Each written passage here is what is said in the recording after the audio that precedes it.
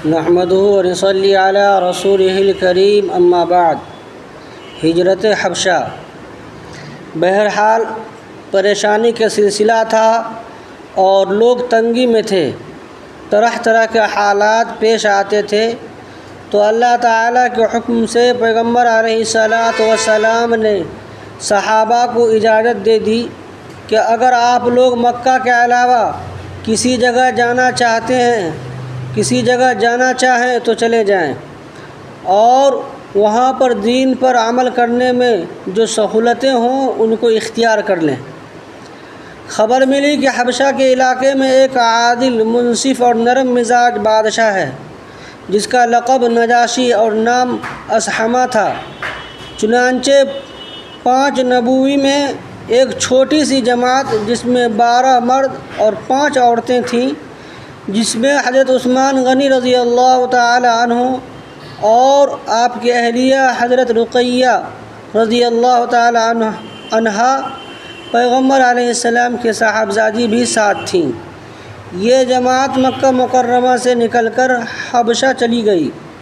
کفار نے پیچھا بھی کیا، چونکہ حبشہ جانے کے لیے سمندر پار کرنا پڑتا ہے، لیکن یہ لوگ کشتی میں سوار ہو چکے تھے، اس طرح سے حبشہ پہنچ گئے۔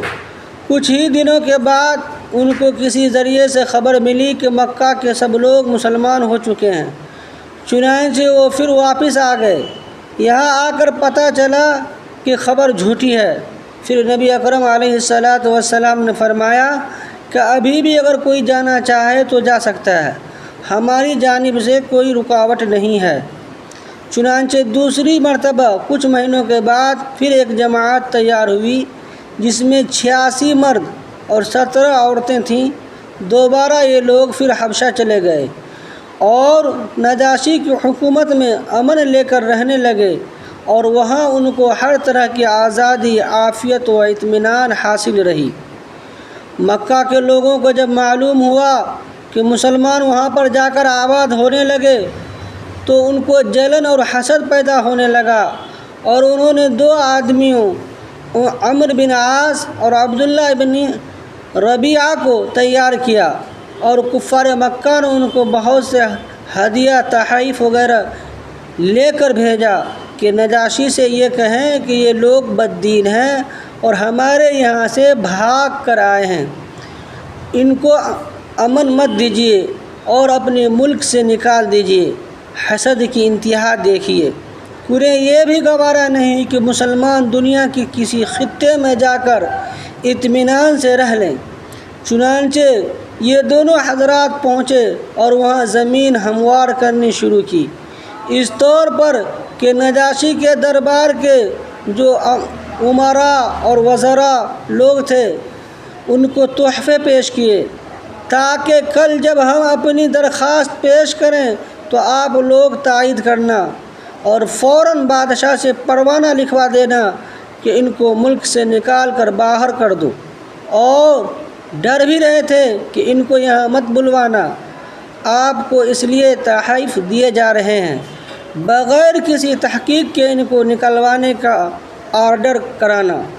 وہ لوگ تو دنیا دار تھے ہی، پیسے وغیرہ لے کر کہہ دیا کہ ہاں بالکل آپ لوگوں کی حمایت کریں گے۔ چنانچہ اگلے دن جب دربار ہوا تو یہ دونوں لوگ حاضر ہوئے اور انہوں نے نجاشی کے سامنے اپنا مدعا رکھا کہ اتنی تعداد میں یہ لوگ ہمارے یہاں سے آ گئے، اس لیے آپ ان کو یہاں سے نکال دیجیے، اور ہماری قوم نے آپ کی خدمت میں یہ تحفے بھیجے ہیں۔ درباریوں نے تائید کی کہ بڑے اچھے لوگ ہیں، ایسے ہیں ویسے ہیں، مگر نجاشی بڑا عقل مند انسان تھا، وہ ان پر ناراض ہو گیا اور کیا کہا کہ تحفے الگ رکھو، میں ایسے بے انصافی نہیں کروں گا، پہلے بلا کر معاملہ کی تحقیق کروں گا، میں بلا وجہ غریب مسافروں کو در بدر کیوں کروں۔ چنانچہ مسلمانوں کے پاس جہاں یہ لوگ مقیم تھے فوراً قاصد بھیجا۔ جب قاصد پہنچا تو سب نے آپس میں مشورہ کیا کہ سب لوگوں کا بولنا تو ٹھیک نہیں ہے، بلکہ اپنا کوئی نمائندہ متعین کر لیا جائے تمام مہاجر صحابہ نے حضرت جعفر ابن ابی طالب رضی اللہ عنہ کو اپنا نمائندہ مقرر کیا کہ آپ ہماری جانب سے گفتگو فرمائیں۔ چنانچہ حضرت جعفر رضی اللہ عنہ پہنچے تو دیکھا کہ مکہ سے آئے ہوئے لوگ بھی وہاں موجود ہیں۔ جب معاملہ پیش ہوا تو حضرت جعفر رضی اللہ عنہ نے ان سے 3 سوال کیے اور نجاشی سے فرمایا کہ آپ ان سے یہ معلوم کیجئے کہ ہم لوگ جو یہاں پر آئے ہیں کیا ہم لوگ مکہ والوں کے غلام تھے کہ ان کی اجازت کے بغیر بھاگ کر آ گئے ہیں؟ نجاشی نے معلوم کیا کہ یہ لوگ بھگوڑے غلام ہیں، تو جو انہیں واپس کرانا چاہتے ہو؟ عمرو بن عاص نے کہا غلام نہیں بلکہ یہ تو بہت معزز خاندان کے لوگ ہیں۔ دوسری بات، آپ ان سے یہ معلوم کریں کیا ہم نے کسی کا قتل کیا ہے جو یہ لوگ ہمیں قصاص میں بلانا چاہتے ہیں؟ نجاشی نے معلوم کیا تو کہا نہیں، یہ لوگ تو قتل وغیرہ کے کیس میں شریک نہیں ہیں۔ ذرا غور فرمائیں کہ کافر ہونے کے باوجود جھوٹ بولنا انہوں نے بھی گوارا نہیں کیا، کیونکہ جھوٹ بولنا وہ بھی عیب سمجھتے تھے۔ تیسرا سوال یہ کیا کہ ہم نے کسی کا مال چرایا ہے اور اس کو لے کر یہاں بھاگ آئے ہیں؟ عمرو بن عاص نے کہا نہیں، دینار و درہم کی تو الگ بات ہے، 1 پیسہ بھی انہوں نے نہیں چرایا۔ حضرت جعفر رضی اللہ عنہ نے فرمایا اب آپ بتلائیے، یہی 3 بنیادیں آدمی کی ہو سکتی ہیں، یا تو آدمی کسی کا غلام ہو، اگر وہ کہیں چلا جائے تو پکڑ کر لایا جائے، یا کسی کا قتل کر کے بھاگ گیا ہو اور بدلہ لینے کے لیے اسے پکڑا جائے، یا چور ڈکیت ہو تو اسے پکڑا جائے۔ ہم نے تو ان تینوں میں سے کوئی کام نہیں کیا، تو واپس جانے کا کیا مطلب؟ نجاشی نے کہا کہ اچھا ٹھیک ہے، اور ان سے کہا آپ لوگوں کو ان سے ناراضگی کیوں ہے؟ تو عمرو بن عاص نے کہا کہ یہ لوگ بددین ہو گئے ہیں، اپنے آبا و اجداد کے دین کو چھوڑ کر انہوں نے نیا دین اختیار کر لیا ہے۔ نجاشی نے ان سے معلوم کیا کہ آپ کا دین کیا ہے، تو حضرت جعفر طیار رضی اللہ تعالی عنہ، اللہ تعالیٰ انہیں آخرت کی تمام نعمتوں سے سرفراز فرمائے، نے ایسی بہترین تقریر فرمائی کہ جس میں اسلام کی تمام تعلیمات کو نہایت خوبصورت انداز میں جمع کر دیا اور اسلام کا منشور بیان کر دیا۔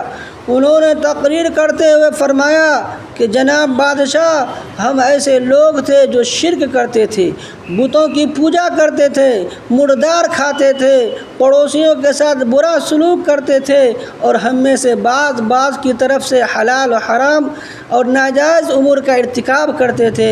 اللہ کی مرضی کے بغیر جسے چاہا حلال کیا اور جسے چاہا حرام کیا، یعنی حلال و حرام میں کوئی تمیز ہمارے اندر نہیں تھی۔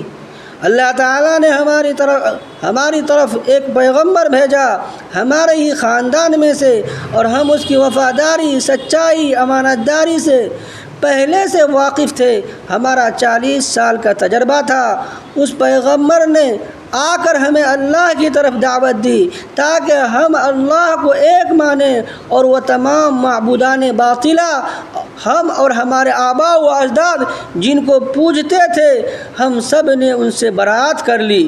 اور اس پیغمبر نے ہمیں یہ بتلایا کہ یہ پتھر جنہیں تم نے معبود بنا رکھا ہے، ان کا پوجنا کوئی عقل مندی کی بات نہیں ہے۔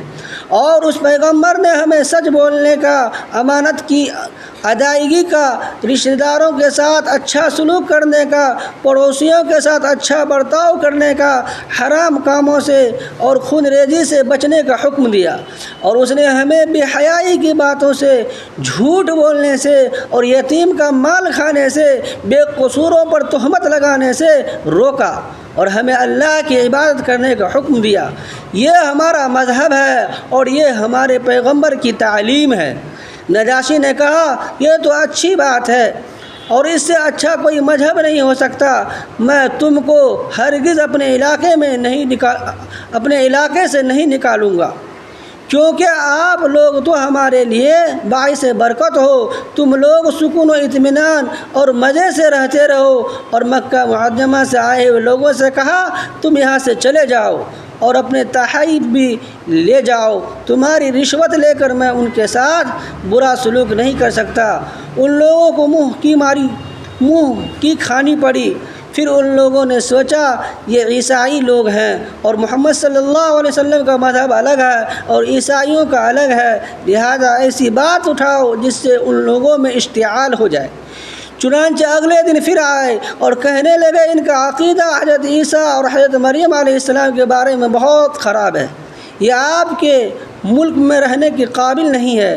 نجاشی نے دوبارہ پھر بلایا اور معلوم کیا کہ حضرت عیسیٰ کے بارے میں تمہارا کیا عقیدہ ہے۔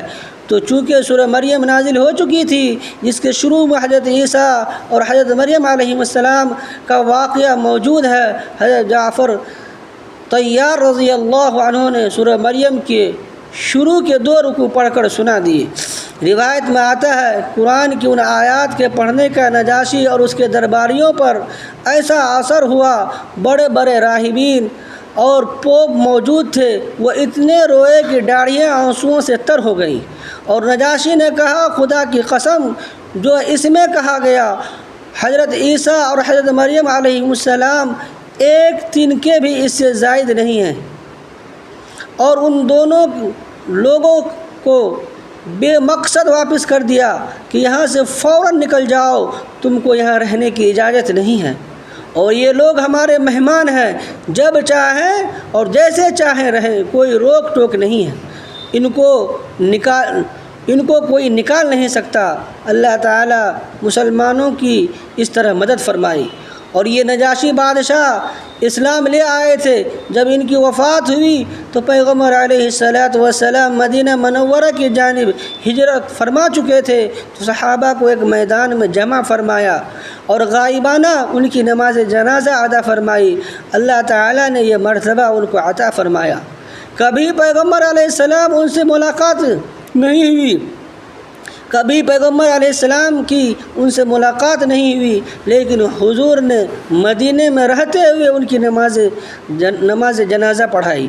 حضرات علماء اکرام لکھتے ہیں کہ اللہ تعالیٰ نے تمام رکاوٹوں کو دور فرما دیا تھا، گویا کہ جنازے سامنے ہی تھا۔